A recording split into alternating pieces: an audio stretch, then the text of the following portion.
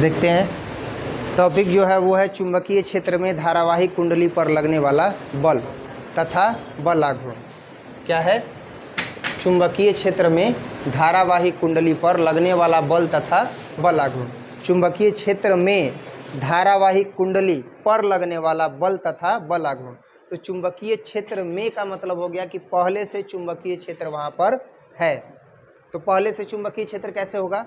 जब वहाँ पर चुंबक होगा, अर्थात चुंबक का उत्तरी ध्रुव और दक्षिणी ध्रुव वहाँ पर मौजूद होगा। क्योंकि चुंबक में कितने ध्रुव होते हैं? 2 होते हैं। चालू कर दो इन्वर्टर, है ना। तो चुंबक में कितने ध्रुव होते हैं?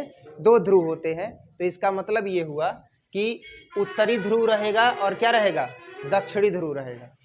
और इस एक समान चुंबकीय क्षेत्र में जब किसी भी धारावाही कुंडली को रखा जाता है तो उस पर लगने वाले चुंबकीय बल का मान ज्ञात करना है और बल आघूर्ण का मान ज्ञात करना है। यही ना है जी? तो ये चीज़ अब हम लोग ज्ञात करेंगे और देखते हैं कि इसका मान कैसे निकलेगा।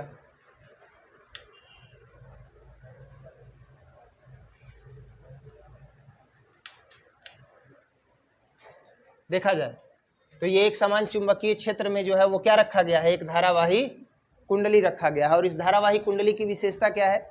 तो इस धारावाही कुंडली की विशेषता है कि यह आयताकार है। आयताकार कैसे? आप देख सकते हो PQRS। PQRS एक क्या है? आयताकार कुंडली है। और इस आयताकार कुंडली की लंबाई कितनी है? L और चौड़ाई कितनी है? B। और इस आयताकार कुंडली में नीचे की ओर प्रवाहित होने वाली धारा I और ऊपर की ओर प्रवाहित होने वाली धारा I है। यानी दिशाएं क्या है? विपरीत है। बताए थे पंखे के बारे में कि पंखे में जो बाइंडिंग होता है एक क्लॉकवाइज होता है तो दूसरा एंटी क्लॉकवाइज। तो जब फिगर में यहाँ दिखा रहे हैं तो ये तो कुंडली है। इस कुंडली में बताया गया कि एक जो है वो कैसे जा रही है? तो एक जा रही है क्लॉकवाइज। देखो ये जा रही है ना नीचे की ओर क्लॉकवाइज। घड़ी की चलने की दिशा अगर देखेंगे तो घड़ी के चलने की दिशा तो क्या होगी? यही ना होगी ऐसे। तो देखो घड़ी के चलने की दिशा में, और एक जो है वो घड़ी के चलने की विपरीत दिशा में। समझ में आ रहा है ना? तो इस प्रकार से हमने क्या देखा कि एक समान चुंबकीय क्षेत्र में एक धारावाही कुंडली रखी गई है और ये जो धारावाही कुंडली है वो आयताकार है, PQRS है। पहले इस फिगर का डिस्क्रिप्शन लिखेंगे, बाद में जो है वो हम लोग क्या निकालेंगे? तो कुल चुंबकीय बल निकालेंगे, यही ना ज्ञात करना है। और चुंबकीय आघूर्ण निकालेंगे कि चुंबकीय आघूर्ण कितना है, यानी आघूर्ण बल कितना इस पर लग रहा है, बल आघूर्ण। तो सबसे पहले फिगर के बारे में लिखेंगे कि माना कि PQRS एक आयताकार कुंडली है। एक आयताकार कुंडली है जो एक समान चुंबकीय क्षेत्र, एक समान चुंबकीय क्षेत्र में स्थित ध्रुव N एवं S, N एवं S के बीच क्या है? स्थित है। तो अगर यह N और S के बीच में स्थित है तो इस स्थिति में क्या होगा? तो इस स्थिति में इस पर एक समान क्या लगेगा? चुंबकीय बल लगेगा। चुंबकीय क्षेत्र में है तो चूंकि कुंडली की लंबाई, चूंकि ये क्या है? तो ये एक आयताकार कुंडली है। तो कुंडली की लंबाई कितनी है? तो कुंडली की जो लंबाई है वो है L। तो कुंडली की लंबाई के लिए हम एक चीज लिख सकते हैं, क्या? PQ बराबर RS, PQ बराबर RS और बराबर L एवं कुंडली की चौड़ाई। तो कुंडली की चौड़ाई क्या हो जाएगी? कुंडली की अगर हम चौड़ाई निकालें तो कुंडली की चौड़ाई क्या है? देख सकते हो QR और PS। क्या है? QR और PS। ये तो डॉटेड लाइन है ना, इमेजिनरी है। क्या है? QR और PS। और इसकी चौड़ाई कितनी है? B। क्लियर है इतना? अब अगर हम इस कुंडली का क्षेत्रफल निकालें तो क्या होगा? कुंडली का क्षेत्रफल लिखेंगे, चूंकि आयताकार कुंडली का क्षेत्रफल, तो आयताकार कुंडली का क्षेत्रफल क्या हो जाएगा? तो A बराबर, आयताकार है तो लंबाई गुणे चौड़ाई, लंबाई है L और चौड़ाई है B। तो देखो क्या हो जाएगा? L गुणे B। क्लियर है इतना? इसमें किसी को कोई दिक्कत? अब इस कुंडली में I धारा प्रवाहित हो रही है तो जो पी एस भुजा है, सॉरी जो पी क्यू भुजा है, इसमें आई विद्युत धारा प्रवाहित हो रही है तो नीचे की ओर, और एस और आर भुजा में अगर विद्युत धारा प्रवाहित हो रही है तो ऊपर की ओर। बात समझ में आ रहा है ना। अब जब हम नीचे की ओर और ऊपर की ओर कह रहे हैं तो दिमाग में एक ही चीज़ जाना चाहिए कि कुंडली है तो एक क्लॉकवाइज तो दूसरा एंटी क्लॉकवाइज है भी। भले हम नीचे की ओर कह रहे हैं लेकिन ये क्लॉकवाइज है, और ये ऊपर की ओर कह रहे हैं तो ये क्या है, एंटी क्लॉकवाइज है। घड़ी सामने लगा हुआ है, आप देख लीजिए, मिला लीजिए। घड़ी की दिशा क्या है, ऐसे है ना, ऐसे जा रही है घड़ी, तो देखो ये ऐसे जा रही है घड़ी की सुई, तो देखो क्या हो गया, ये क्लॉकवाइज है कि एंटी क्लॉकवाइज है, ये क्लॉकवाइज है कि एंटी क्लॉकवाइज है, एंटी क्लॉकवाइज है। तो एक होगा क्लॉकवाइज और दूसरा होगा एंटी क्लॉकवाइज। ऐसे तो ये दोनों ही एंटी क्लॉक हो जा रहा है, फिगर में निरूपण जो है वो दिखाना पड़ेगा। तो एक होगा क्या, एक होगा क्लॉकवाइज तो दूसरा क्या होगा, एंटी क्लॉकवाइज। तो एक होगा इस तरह से, ये देखो एक घड़ी के चलने की दिशा में तो एक घड़ी के चलने के विपरीत दिशा में। हो गया कि नहीं हो गया, हो गया ना। लेकिन निरूपण में देखा जाए तो दोनों एक ही दिशा में हो गया, हुआ कि नहीं हुआ। लेकिन अब यहाँ से देखा जाए, ऐसे अगर जा रहे हैं घड़ी के चलने की दिशा में तो ये क्लॉकवाइज जा रहा है, और जब उधर से ऐसे आ रहे हैं तो ये किधर जा रहा है, एंटी क्लॉकवाइज। फिगर में जब कभी भी दिखाएंगे तो क्लॉक और एंटी क्लॉक को किधर दिखाएंगे, तो एक ऊपर की ओर दिखाएंगे तो एक किधर दिखाएंगे, नीचे की ओर दिखाएंगे, समझने के लिए, ताकि ये समझ में आ जाए कि एक क्लॉकवाइज है तो दूसरा क्या है, एंटी क्लॉकवाइज है। अब यहाँ पर हम क्या करेंगे, तो आयताकार कुंडली का क्षेत्रफल A = L × B हो गया ना। अब इसके बाद क्या हम निकालेंगे, तो अब इसके बाद P और S लिखेंगे, चूंकि कुंडली के PS भुजा में विद्युत धारा किस दिशा में प्रवाहित, विद्युत धारा के कारण कुंडली पर लगने वाला बल के कारण कुंडली पर लगने वाला कौन सा बल जी, चुंबकीय बल लगेगा ना, क्योंकि विद्युत धारा प्रवाहित हो रही है तो विद्युत धारा के प्रवाह के कारण क्या उत्पन्न होगा, चुंबकीय क्षेत्र, और वो उस पर कौन सा बल लगाएगा, चुंबकीय बल। तो क्या हो जाएगा, F बराबर क्या होता है, FM बराबर ILB sin थीटा। तो ये हो जाएगा F1 बराबर ILB sin थीटा। चूंकि थीटा बराबर क्या है, लंबवत है ना, तो कितना हो जाएगा 90 डिग्री। तो लिखेंगे F1 = ILB और sin 90, sin 90 का मान कितना हो जाएगा, F1 = ILB और sin 90 डिग्री का मान 1, तो F1 = कितना हो जाएगा, ILB। लेकिन ये जो ILB है वह किधर है, नीचे की ओर, यह किधर है, नीचे की ओर। नेक्स्ट, कुंडली के PS भुजा के बाद अब किसकी चर्चा करेंगे, SR। कुंडली के SR भुजा में विद्युत धारा के कारण कुंडली पर लगने वाला चुंबकीय बल, लगने वाला चुंबकीय बल अब बताया जाए। अब इसके कारण चुंबकीय बल क्या लगेगा, तो ये तो F2 हो जाएगा ना, तो F2 हो जाएगा, क्योंकि अब ये दूसरे भुजा की बात की जा रही है, तो इसका जो मान है वो F1 है और इसका मान क्या है, F2। तो F2 बराबर क्या हो जाएगा, ILB और sin थीटा। ध्यान देना, यहाँ भी थीटा बराबर कितना है, क्योंकि ये भुजा लंबवत है, तो अब ये क्या हो जाएगा, अब ये हो जाएगा F2 बराबर ILB और sin कितना 90 डिग्री। तो F2 बराबर कितना हो गया, ILB और इंटू 1, तो F2 = कितना हो गया, ILB। अब आप देख सकते हो ये नीचे की ओर है तो वो किधर है, ऊपर की ओर, तो लिखेंगे ऊपर की ओर। अब ध्यान देना, चूंकि लिखेंगे कि दोनों ही चुंबकीय बलों का जो परिमाण है वो आपस में समान है, ILB और ILB है कि नहीं है, लेकिन इनकी दिशा क्या है, एक दूसरे के ठीक विपरीत है। लिखेंगे क्या कि चूंकि उत्पन्न चुंबकीय बलों का, या लिखेंगे चूंकि दोनों भुजाओं पर लगने वाला चुंबकीय बल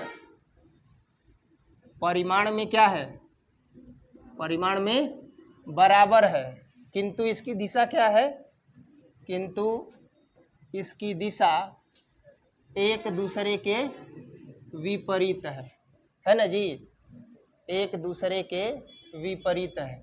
तो जब इसकी अगर भुजा देखी जाए और उस पर लगने वाला बल देखा जाए तो परिमाण में एक समान है और इनकी दिशा क्या है, एक दूसरे के विपरीत है। अतः आयताकार कुंडली पर लगने वाला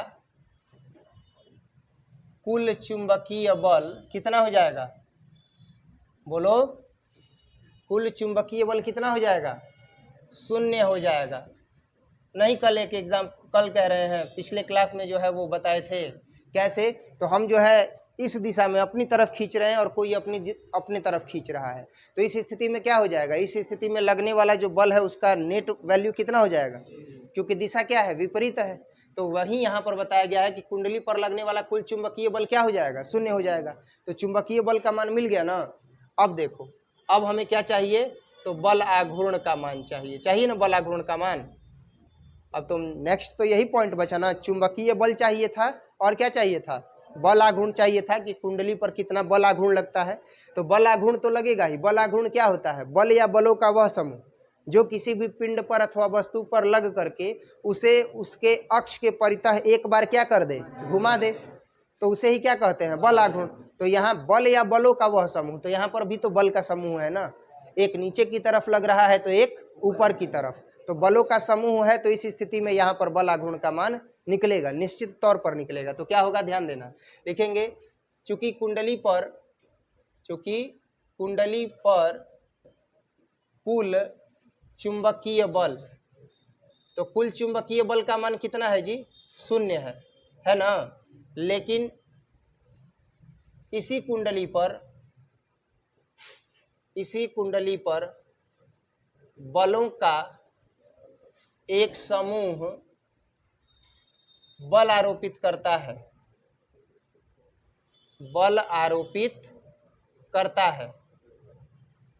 अब ध्यान देना, बल आरोपित करता है। अतः इस स्थिति में अभी मैंने बताया कि जैसे ही बलों का समूह अगर बल आरोपित करेगा तो इस स्थिति में क्या होगा, तो बल आघूर्ण। तो बल आघूर्ण बराबर क्या होता है जी, बताया जाए। बल आघूर्ण बराबर क्या होता है, बल गुणे बलों के बीच की लांबिक दूरी। तो लिखेंगे बल गुणे बलों के बीच की लांबिक दूरी, है ना, ध्यान देना। तो बल आघूर्ण को किससे सूचित करते हैं, बल आघूर्ण को सूचित किया जाता है टो से। तो बल क्या है, बल है यहाँ पर F, और बलों के बीच की लांबिक दूरी, कि बलों के बीच की दूरी, लांबिक दूरी, चलो ठीक है। तो बलों के बीच की लांबिक दूरी, तो ये आयताकार अगर कुंडली है तो इस स्थिति में यहाँ पर लंब है कि नहीं है, तो ये बल इस पर लगा रहा है, ये बल इस पर लगा रहा है, तो लांबिक दूरी क्या हो गई, B हुई ना। लेकिन यहाँ पर देखते हैं F हो गया और बलों के बीच की लांबिक दूरी, तो इस भुजा पर देखते हैं P और S के बीच में लांबिक दूरी क्या होगा। तो यहाँ पर देखो इमेजिनरी खींचा गया है और यही क्या है, लांबिक दूरी है। तो क्या है, N और S। अब एक काम यहाँ पर बढ़ गया, क्या बढ़ गया, अब यहाँ पर काम ये बढ़ गया कि NS का मान हमें पता नहीं है, हमें मान किसका पता है, PS और QR का। तो अब हम NS का मान ज्ञात करेंगे। तो चित्र से क्या होगा, ध्यान से देखना, चित्र से साइन थीटा बराबर लंब बटा में कर्ण। तो लंब का काम NS कर रहा है और कर्ण का काम PS कर रहा है। PS का मान हमने पहले ही बताया है क्या है, B है। तो हम यहाँ पर रखेंगे, हमें NS का मान चाहिए ना, तो लिखेंगे इसलिए NS बराबर PS साइन थीटा, तिर्यक गुणा कर दिए। अब NS बराबर क्या हो जाएगा, PS के जगह पर क्या लिखेंगे, PS के जगह पर रखेंगे B, और ये क्या हो जाएगा, साइन थीटा। कोई दिक्कत। अब इसका मान कहाँ रखेंगे, इसमें, तो लिखेंगे इसलिए बल आघूर्ण बराबर, इसलिए बल आघूर्ण बराबर, तो क्या है, तो F है और NS है। तो एक चीज बताए हैं कि जो लगने वाला बल है उसका परिमाण आपस में बराबर है, लेकिन उनकी दिशा क्या है, विपरीत है। एक ऊपर की ओर लगता है तो एक क्या लगता है, नीचे की ओर लगता है। बात समझ में आ रहा है ना। तो फिगर तो अब बन गया है, फिगर अब मिटाने की ज़रूरत है क्योंकि यहाँ पर अब वो आएगा नहीं। एक ही वीडियो में शूट करेंगे, इसलिए शूट करेंगे क्योंकि ताकि पता चले कि नहीं कंसेप्ट क्या है, क्लियर है ना। और तुम लोग भी ऐसे ही एक ही बार में जो है वो टोटल जो है वो क्लियर कर देना, है ना। प्रैक्टिस करोगे तो एक ही बार में जो है वो क्लियर हो जाएगा। इसको अगर ऐसे प्रैक्टिस किए रहोगे तो हमको लग रहा है कि 4 से 5 मिनट में पूरा टॉपिक हल कर लोगे, है ना। बाकी समझाने में जो है वो ज़्यादा टाइम लग रहा है, हर एक बिंदु पर समझाना है। तो बल आघूर्ण बराबर क्या होता है, F और NS। तो F और NS का मतलब F जो है वो बल है। तो ये बताओ कि एक समान चुंबकीय क्षेत्र में अगर कुंडली को रखा जाए तो लगने वाले बल का मान कितना होता है। तो एक होता है F1 ILB और दूसरा होता है ILB, लेकिन एक लगता है नीचे की ओर तो दूसरा लगता है ऊपर की ओर, यानी परिमाण में है समान और दिशा क्या है, विपरीत है कि नहीं। तो परिमाण में है समान और दिशा क्या है, विपरीत है। तो हम F के जगह पर क्या रखेंगे, ILB ही न रखेंगे, परिमाण की जरूरत है तो लिखेंगे, इसलिए बल आघूर्ण है तो टो बराबर F के जगह पर हो जाएगा ILB। F के जगह पर क्या हो जाएगा, ILB, और NS के जगह पर क्या हो जाएगा, B साइन थीटा। अब ध्यान देना, फिगर मिटा चुके हैं। टो बराबर क्या आ गया, टो जो है वो क्या है, बल आघूर्ण। तो टो बराबर हो गया ILB साइन थीटा। तो हम इसको क्या लिख सकते हैं, ILB और B साइन थीटा लिखा जा सकता है। लिखा जा सकता है कि नहीं लिखा जा सकता है। हमने क्या किया, L और B को एक साथ कर दिया। क्यों किया L और B को एक साथ, तो L और B को इसलिए एक साथ किया क्योंकि आयताकार कुंडली का क्षेत्रफल क्या है, A बराबर लंबाई गुणे चौड़ाई। तो इस स्थिति में क्या हो जाएगा, टो बराबर I और L और B के जगह पर क्या हो जाएगा, AB साइन थीटा। अब ये जो मान आया वो आयताकार कुंडली पर लगने वाले बल आघूर्ण का मान आया ना। अब आयताकार कुंडली पर लगने वाला अगर बल आघूर्ण का मान टो बराबर IAB साइन थीटा है, तो अगर उस आयताकार कुंडली पर तार के n फेरे हों तब कितना होगा, तो n से क्या कर देंगे, गुणा कर देंगे। लिखेंगे कि यदि आयताकार कुंडली पर तार के कैपिटल N फेरे हों, कितने फेरे हों, कैपिटल N फेरे हो, तो कुंडली पर लगने वाला कुल बल आघूर्ण, तो कुल बल आघूर्ण का मान अब कितना हो जाएगा, कुल बल आघूर्ण का मान हो जाएगा टो बराबर I, अब n से गुणा कर देंगे, N A B और साइन थीटा।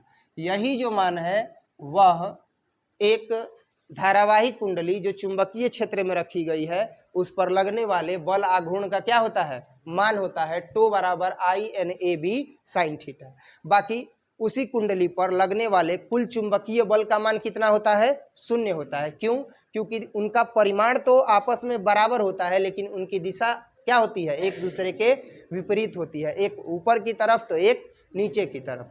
समझ में आया। और इस तरीके से ये टॉपिक कंप्लीट हुआ। ये बोर्ड मॉडल टॉपिक है, एग्जाम में पूछा हुआ है, आप इसको नोट कर लीजिए। ये फर्स्ट है और ये जो है वो क्या है, सेकंड है, और ये वाला थर्ड है। समझ में आया ना, नहीं आया समझ में, बोल ही नहीं रहे हो, ठीक है नोट कीजिए। चालू नहीं है क्या, कोई बात नहीं, चलो नोट करो।